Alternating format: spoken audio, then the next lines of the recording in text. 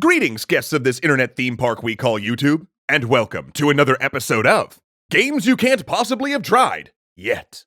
Why not, you ask? Well, because all of these games were made by your very own peers, specifically for our recent Game Jam. So, please buckle up, keep your hands and feet inside the vehicle at all times, and prepare yourself for a voyage into the minds of your fellow EC viewers.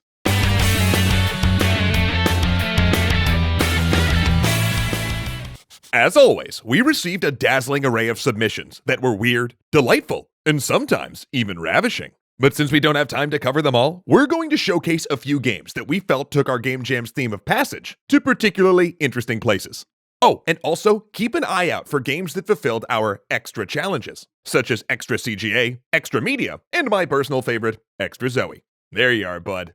So with that, let our passage begin! The Hallway. We at EC love escape the room games. In fact, some of us have even designed real-life ones. What up, Arthur? But like any good escape the room game, The Hallway follows a logical progression, so you're always moments away from the next aha moment. And thankfully, it avoids the curse of pixel hunting. Though technically, there are some physics bugs that make manipulating them there objects a bit finicky, but boy howdy, that kinda comes with the territory of these here game jams. Could because that there hallway over yonder may be a literal passage between them spiritual and physical realms. What just happened? I blacked out for a moment. Did something possess me just to speak in a terrible Western accent?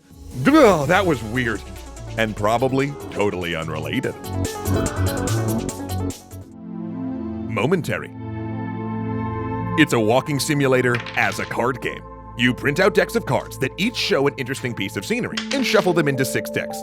Then each roll of a 6-sided die dictates which deck you draw from until you find the end card. It's a bit like experiencing the great outdoors without actually having to go to the great outdoors. Coming from an indoor kid, I find that highly efficient. And Momentary even has a quick play mode, where you can play with 5 decks and stop when you roll a 6. Though granted, this mode does have a particular bug, as our first rolls in 2 concurrent games happened to be 6s. Whew, shortest trip ever. Contest to Suggest. This game is like competitive 6 degrees of separation. The goal is to get from the starting word to the target word in the least amount of connections. But what makes it genius is that each player gets to choose the other player's starting word, and then each move shows a player a variety of synonyms or related vocabulary to choose from, leading down a vocabulary rabbit hole, just like all those late-night binges through Wikipedia or TV tropes. Obolus, Please. This game is an unabashed ripoff of Papers, Please, and proud of it! Your job as Karen, ferryman of the river Styx, is to fill your boat with the requisite amount of obeli and souls. But the matter's a bit complicated because you only have so much room in your boat. And Hades is not the kind of boss you want to upset. So you gotta pick up the souls offering the right deals. Our only complaint here is that the game's a bit easy. We actually had to try to lose. But on the plus side, who knew that Lost Souls were so good at telling jokes? This is also the only game I can think of that plays different music on the main menu each time you load it up. And I just wanted to point that out because it's awesome. Into the Bullet Hell.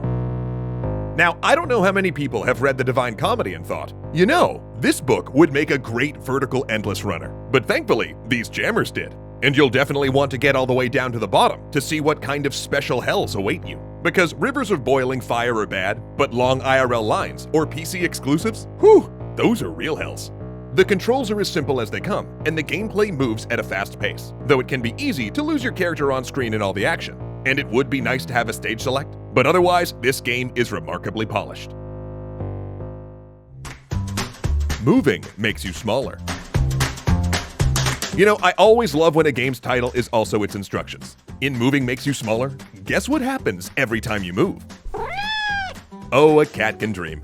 While moving in fact makes you smaller, standing still makes you grow larger. So you'll need to continually move until you can squeeze through the levels. But you have to be careful. If you get too small, you'll poof right out of existence. Oh, and don't collide with those angry red balls either. What really shines about this game, however, is its charming aesthetic.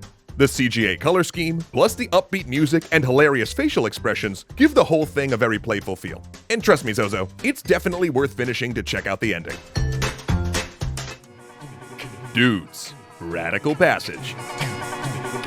What kind of post-apocalyptic future is in store for us? Well, if Doods' Radical Passage is any indication, we're in store for quite a vibrant CGA landscape, catchy as heck music, and a rad party.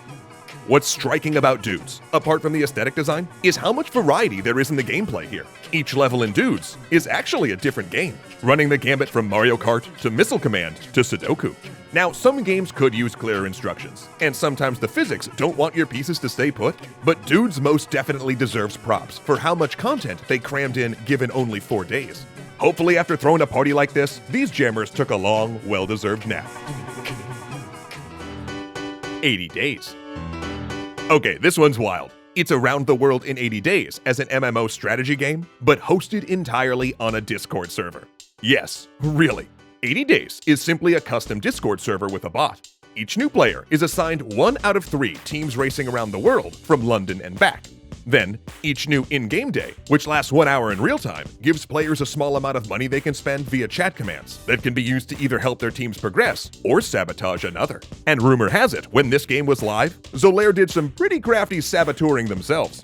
We all love to see when games take advantage of unique platforms like this, and I have to believe that Jules Verne, of all people, really would have been ecstatic to see his works brought to life with modern technology and this level of creativity. Well, dearest viewers, we've reached the end of our Passage Showcase. Of course, one video can't cover all of the amazing and crazy entries we received, so we definitely recommend clicking the link below and trying some more of the games out for yourself. And even though our passage has ended, remember, don't cry, sweet games are nigh, because it's EC's Game Jam! So come and take my hand, check out new digital lands, click on the link and gain a passage to awesome. Tons of games are here, all made by your peers. So let's get to playing. Oh, dang, Zoe, get off the keyboard, please. Oh, jeez, this is very stressful. I can't hit these notes. You know it, I know it, but we're just gonna keep rolling along. Let's do this. EC's Game Jam. For sure, it's EC's Game Jam. EC's Game Jam. Oh yeah. EC's Game Jam! We're all wasting time if we aren't clicking the links to play the awesome games from the jam at the link below. Thank you to Zolaire, thank you to the mods, thank you to the entirety of the EC game jamming community, all of the participants. You all make this awesome, and I love it each and every time it comes around. Thank you so much, and yeah, keep being awesome.